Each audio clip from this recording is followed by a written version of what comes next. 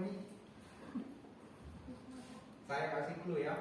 Jadi perbedaannya itu dilihat dari arah lambatnya. Nah, ada yang ingat gak?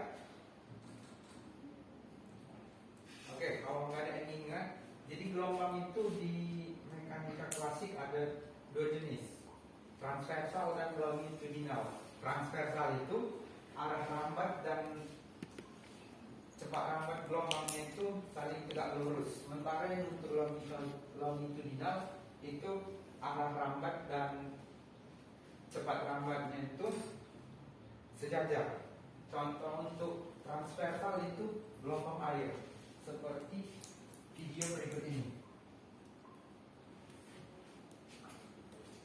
Nah, ini yang namanya gelombang longitudinal, gelombang transversal.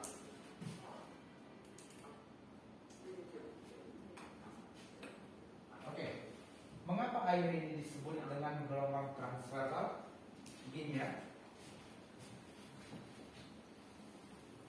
Bayangkan ini lautan. Ketika kita melempar sebuah batu kecil, kan akan terdapat yang namanya riak-riak, ya enggak? Ya, Pak. Riak-riak air. Nah, dari sini, dari garis ini ke garis ini, itu bentuk gelombangnya seperti ini. Nah, makanya dia dinamakan kalau untuk gelombang riak air itu gelombang transversal, karena cepat lambat gelombangnya dengan arah lambat gelombangnya itu saling tegak Lurus. Nah, makanya riak-riak air itu disebut dengan gelombang transversal. Oke, kita lanjut. Nah, gelombang elektromagnetik. Kalau tadi kan gelombang air itu membutuhkan medium, yaitu air. Nah, kalau gelombang elektromagnetik ini tidak membutuhkan yang namanya medium. Jadi dia tanpa medium. Itulah pembeda gelombang elektromagnetik dengan gelombang pada mekanika klasik secara umum. Nah, contoh dari gelombang elektromagnetik ini yang kita kenal bisa saja sinar X, sinar matahari, gelombang radio, inframerah, dan sebagainya. Nah, sinar X. Tahu kan kalau kita ke rumah sakit ada yang namanya ronsen. Ya. Nah, ronsen itu sebenarnya bukan ronsen, itu sebenarnya scan. Nah, itu menggunakan yang namanya sinar X. Sinar X ini termasuk gelombang elektromagnetik, tetapi frekuensinya tinggi. Makanya karena frekuensi gelombang elektromagnetik sinar X tersebut tinggi, bisa menembus tulang atau tubuh manusia.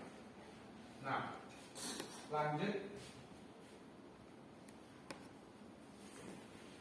Pengertian dasarnya, gelombang elektromagnetik adalah gelombang yang tidak memerlukan medium untuk merambat dan dapat merambat dalam ruang hampa. Nah, terbukti kan sinar matahari itu sampai ke bumi itu melalui luar angkasa. Nah, luar angkasa itu dinamakan ruang vakum atau tidak ada yang namanya udara.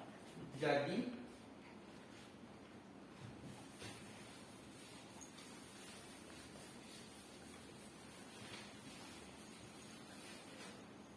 misal ini bumi, terus ini matahari.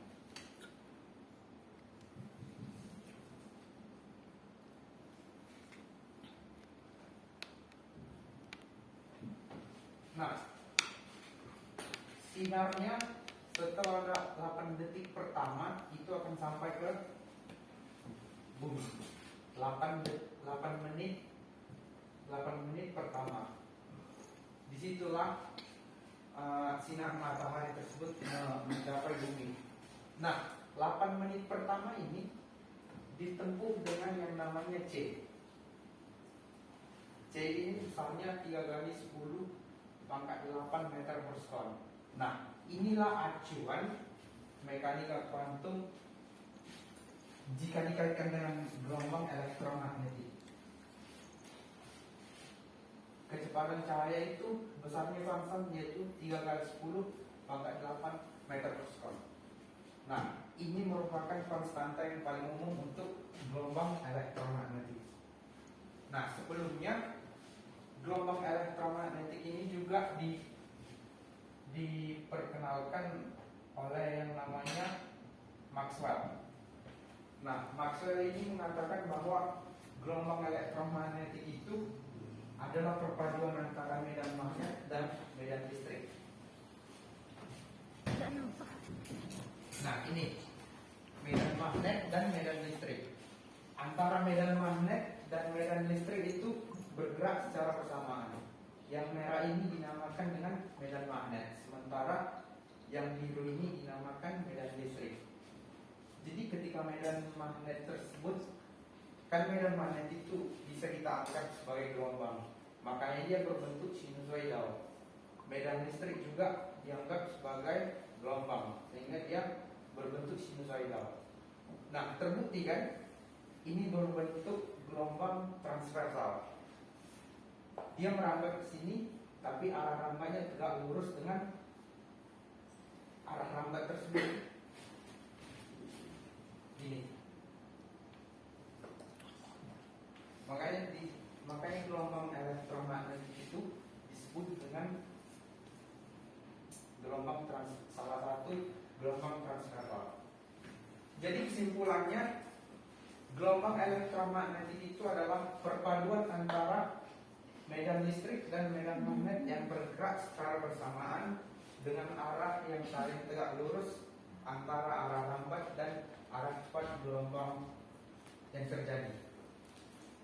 Itulah yang disimpulkan oleh Maxwell. Sehingga kalau dikatakan siapakah tokoh yang paling berpengaruh dalam gelombang elektromagnetik itu, yang pastinya Bapak Maxwell. Ini dari Inggris. Nah, demikian penjelasan saya. Kemudian akan dilanjutkan oleh Ibu Neni Septiani. Terima kasih. Aku akan melanjutkan materi yang disampaikan oleh Bapak Irfan.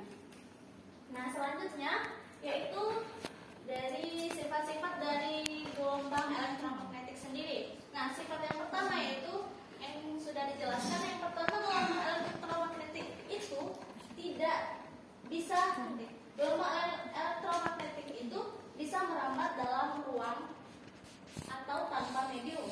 Nah, yang kedua merupakan gelombang transversal seperti yang digambarkan tadi, bahwa gelombang elektromagnetik itu membentuk gelombang transversal. Nah, yang ketiga selanjutnya yaitu gelombang elektromagnetik itu tidak memiliki muatan listrik sehingga bisa bergerak lurus dalam medan magnet atau medan listrik.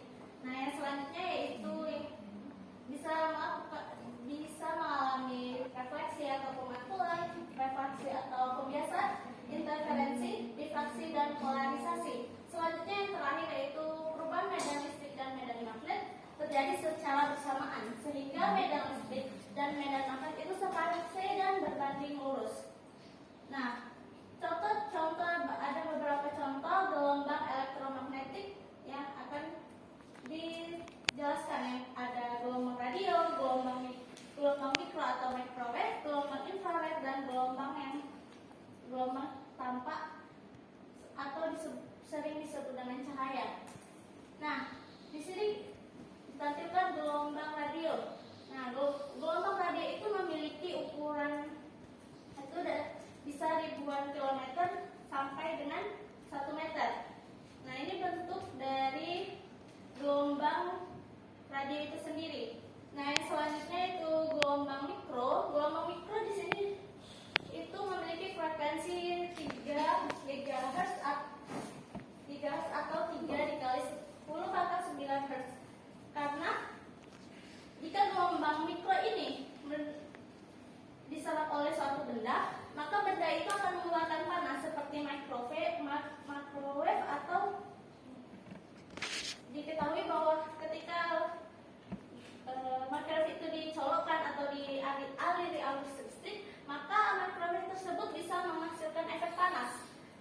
bisa memanaskan makanan atau sebagainya.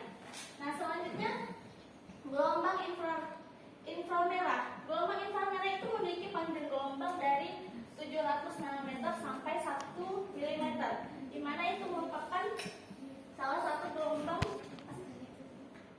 yang memiliki panjang gelombang yang di atas gelombang yang bisa dilihat oleh manusia, karena gelombang yang bisa dilihat oleh manusia itu sendiri rentangnya antara 400 sampai 700 nanometer.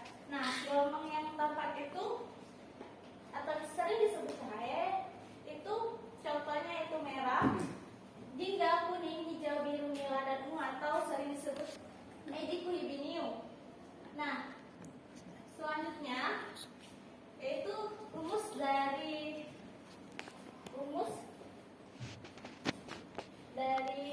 cepat lambat gelombang elektromagnetik sendiri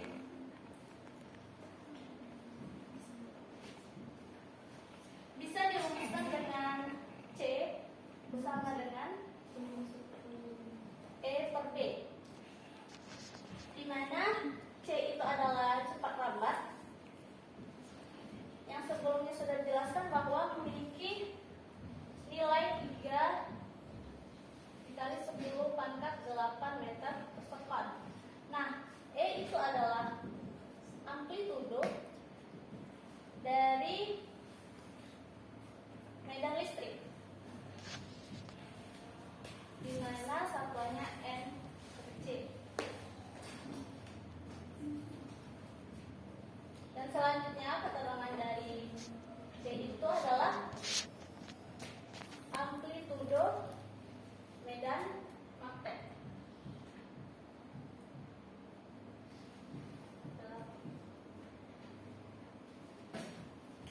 Baiklah, itulah yang bisa Ibu sampaikan. Mungkin contoh soal nanti akan disampaikan atau dijelaskan dengan Bapak Yusuf. Ada Bapak Yusuf, silakan. Saya akan melanjutkan materi yang telah Ibu Nini sampaikan.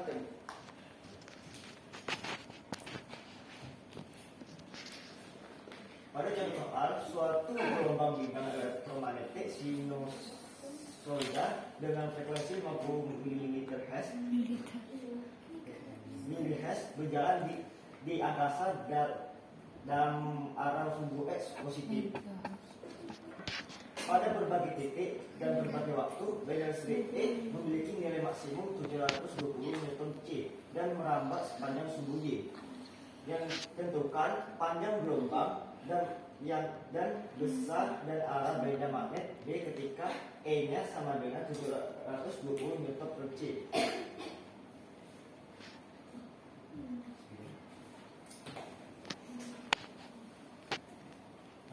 Diketahui bahwa frekuensinya yaitu 50 mHz. Nah, pertama kita ubah dulu mHz-nya ke Hz. Maka mHz ke Hz itu di mana 50 dikali 10 pangkat 6. Kemudian kita ubah lagi menjadi 50 kali 10 pangkat 7 Hz.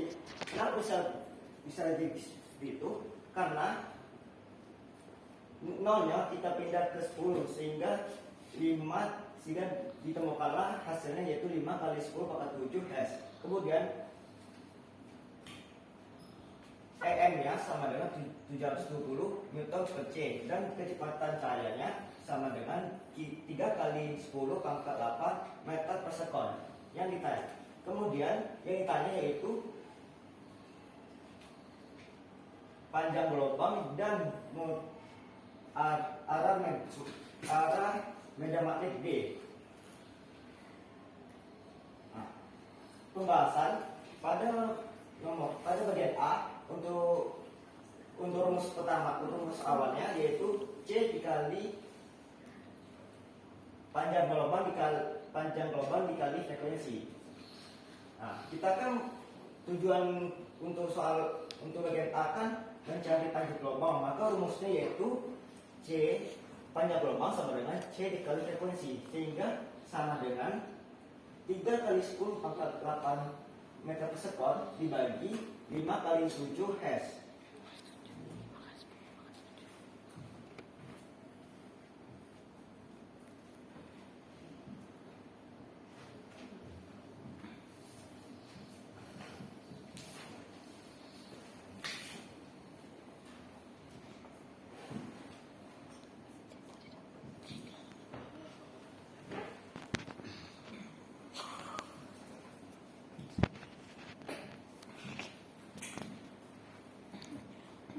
Sehingga ditemukanlah hasilnya yaitu 6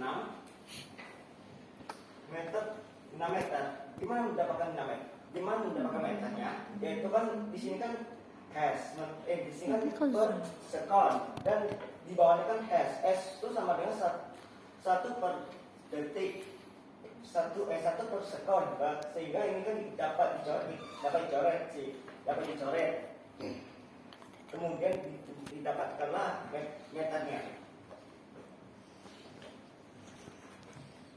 Kemudian pada bagian B, di mana rumus awalnya yaitu EM per BM sama dengan C. Nah, di sini kan B kan tujuannya untuk mencari BN-nya, maka rumusnya yaitu BM sama dengan EM per C. Kemudian maka dimasukkanlah angkanya yaitu 720 Newton per C dibagi 3 kali 10 pangkat 8 meter per sekon. Ditemukanlah hasilnya yaitu 2,4 kali 10 pangkat 6 T. Kemudian karena E dan B tegak lurus dan keduanya harus tegak lurus dengan arah merambat gelombang sumbu X, maka disimpulkan bahwa B ada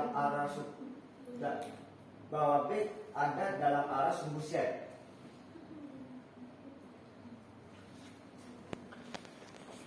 Demikianlah contoh soal yang telah Bapak sampaikan. Untuk tugas akan Bapak kasih nanti. Dan jangan lupa untuk dipelajari ulang materi dan contoh soalnya, karena pasti akan dikeluar pada saat ujian nanti.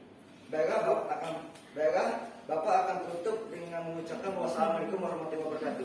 Waalaikumsalam warahmatullahi wabarakatuh.